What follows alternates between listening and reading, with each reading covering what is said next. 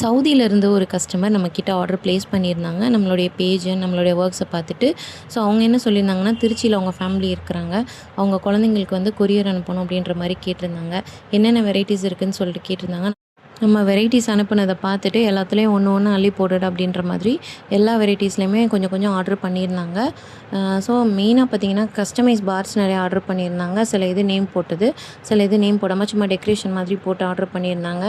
இது போக நட்டி பைட்ஸ் நம்மக்கிட்ட ஃபாஸ்ட் மூவிங்கில் இருக்குது, அதையுமே ஆர்டர் பண்ணியிருந்தாங்க. குனாஃபா பார்ஸ் ஆர்டர் பண்ணியிருந்தாங்க. அதுக்கப்புறம் ப்ரௌனீஸ் அண்ட் முட்டை மிட்டாய் அதுவுமே ஆர்டர் பண்ணியிருந்தாங்க. ஸோ அவங்க கேட்ட மாதிரி எல்லாமே நம்மளும் பக்காவாக பண்ணி பேக் பண்ணியாச்சு. கொரியர் சென்ட் பண்ண சொல்லியிருந்தாங்க. அந்த கொரியருமே சேஃபாக பேக் பண்ணி அதுவும் ரிசீவ் ஆகிடுச்சு.